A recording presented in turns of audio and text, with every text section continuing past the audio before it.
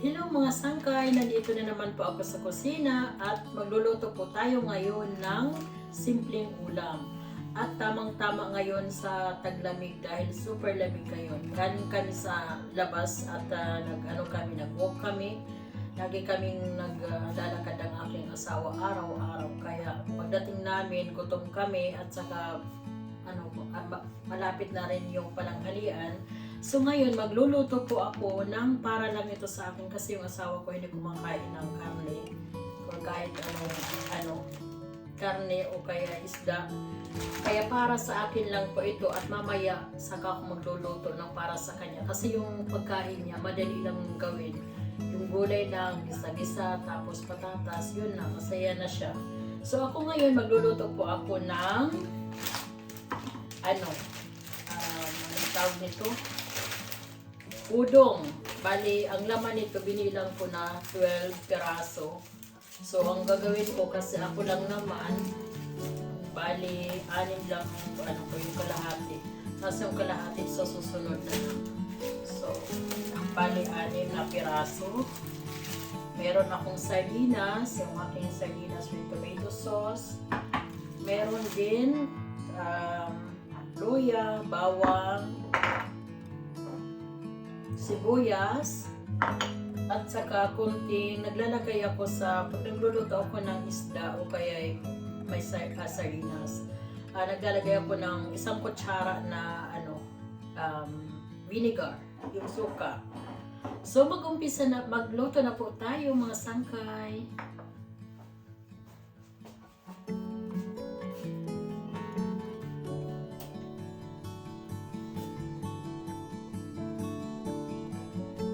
So yan, magpainit muna tayo ng mantika ay ng kawali at lagay natin yung olive oil. Or kahit anong oil kung anong meron kayo. Kunti lang, 1-2 kutsara lang. Tapos painitin natin bago natin ilagay yung ibang mga sangkap. So, yung maamoy na yung ating luya at saka yung bawang at medyo kunting brown lang naman. Huwag natin sunodin. Ilalagay ko na yung sibuyas. Yung mga sangkap natin, nasa nyo naman yan kung gaano kadami. Yung aking sibuyas, bali kalahati lang yan dahil malaki yung sibuyas namin. So, inahati ko na lang siya. Yung bawang, naglalagay ako ng 2 hanggang 3 piraso kasi masarap din pagka maraming bawang. Mahilig ako sa bawang at saka yung paminta. Yung paminta ang talaga. Kasi parang mabango yung niluluto pagka maraming paminta. So, gisa-gisa lang natin. Wala akong gulay ngayon.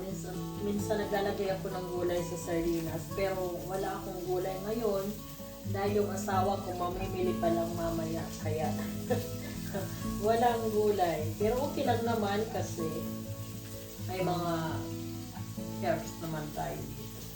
Mga pampalas. At saka ako nga pala, pag nagluluto ako, hindi ako naglalagay ng mga bitsin or dahil dito ewan ko kung meron, pero ito malasa na kasi ito, kaya hindi na ako naglalagay. At saka hindi talaga ako gumagamit ng bitsin. So ayan, bali na yung ating medyo luto-luto na yung ating sibuyas. Ilagay na natin yung ating sardinas.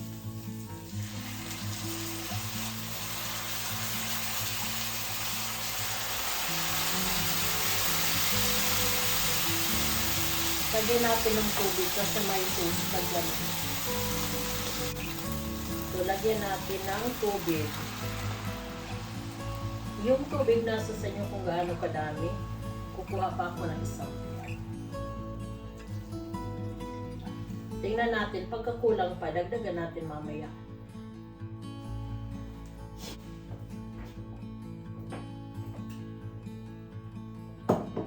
Maglagay tayo ng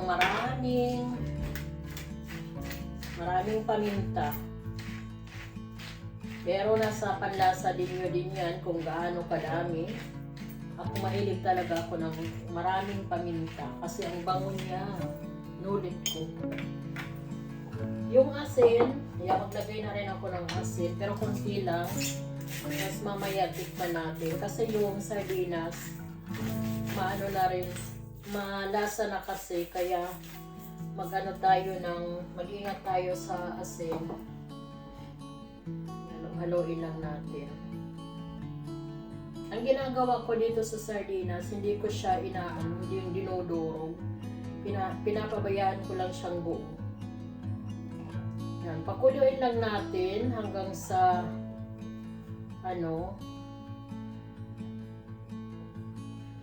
maluto ng konti yung sardinas. Ay, ilalagay ko na rin yung ating suka. Naglagay ako ng 1 kutsara na suka. Tapos sabi nila, pagka naglagay tayo ng suka, huwag daw natin haluin kaagad para hindi mahilaw yung suka. So, pabayaan lang muna natin at pakuluin. Habang nagpapakulo ako, magliligpit muna ako sa kabila kasi yung aking manghugasan.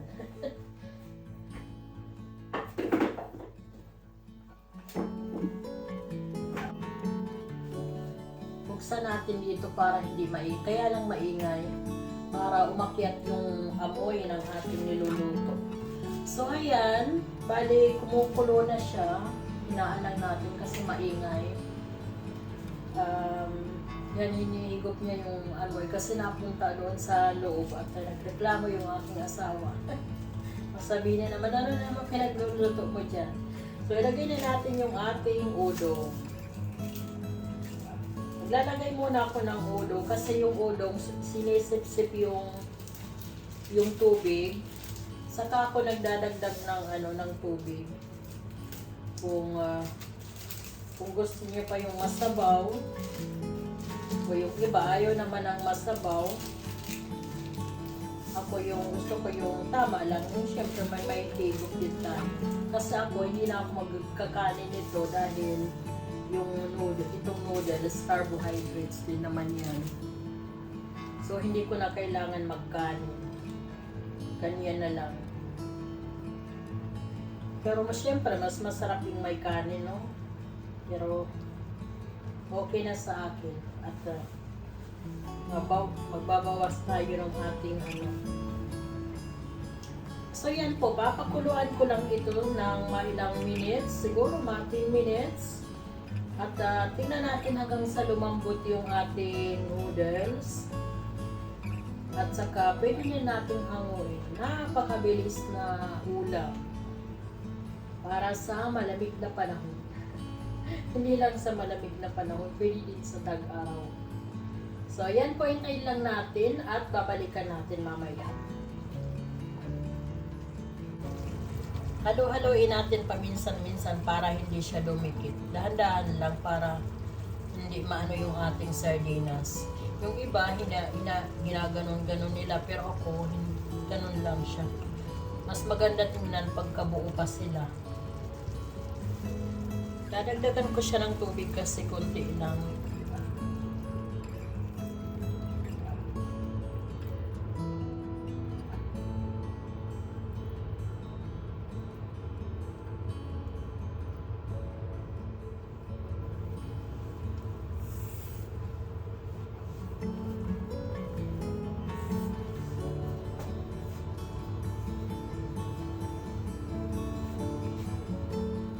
Halo-haloin pa minsan-minsan.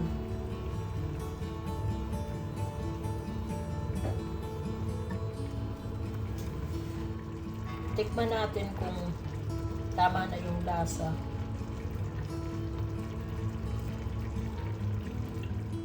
Dagdagan natin ng kunting asin.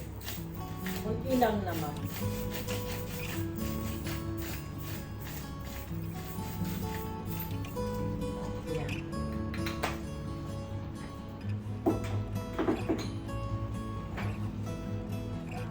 Halo-haloin. Yan, may ilang minutes na lang luto na yung ating ulam o yung ating pananghalian. Tamang-tama lang yung aking yung sisip-sipin pa kasi yan yung noodles natin. Kaya nasa sa inyo yan kung gusto niyo magdagdag ng tubig. So, yan po. So, mas siguro mga 2 minutes na lang at tapos na.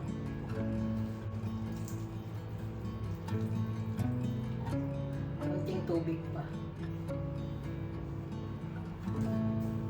So, lagi akong naglilinis dito kasi matalsik. Minsan yung ating niluluto. So, malapit na maluto mga sangkay. Tayo ilalagay natin dito sa bowl.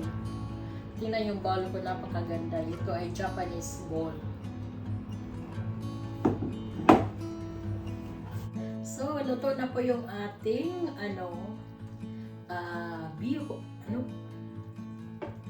tawag dito? Udong. So, maghanda na natin.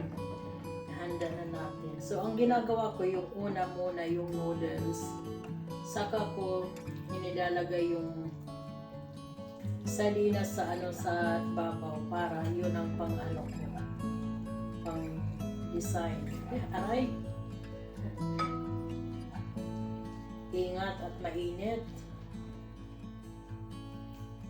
Ay. Ayan ang mahirap sa noodles. Kailangan mag-ano ka ng pang-ipit. Kasi pagka yung kutsara lang, mas maganda ito. Ipitin natin. Kasi madulas. Ayan. Bali, hatiin ko kasi yung kalahati. Pag inubos ko madami. Lagyan natin ng sabaw.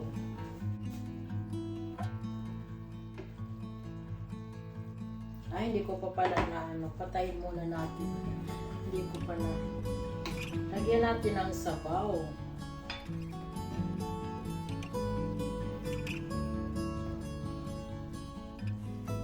Tapos, saka natin ilagay yung ating sardinas dito sa ibabaw. Papatay ng sabaw. Yan. Dahil yung aking bowl ay nagkalat yung sauce, ginagawa ko bago ko ilagay sa lamesa, lilinisan ko muna dito sa gilid para maganda naman tingnan ng kitchen towel. So, yan na po yung ating udong. Yung udong soup. So, yan mga sangkay. Tingnan natin kung masarap. Init. Init ng bowl. Tikman natin. Dandahan baka mapaso yung ating bibig.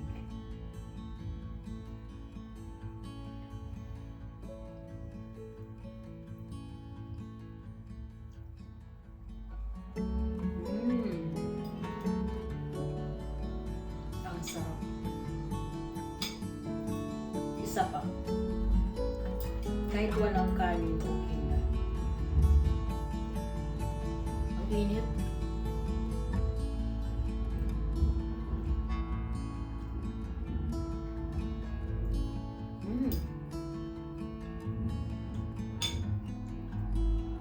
Super yummy. Mga sangkay, maraming salamat sa panonood. Hanggang sa susunod ko na lang ulit na vlog. Bye-bye! Thank you for watching. God bless us all. It's me, Pearl, Waray in Germany.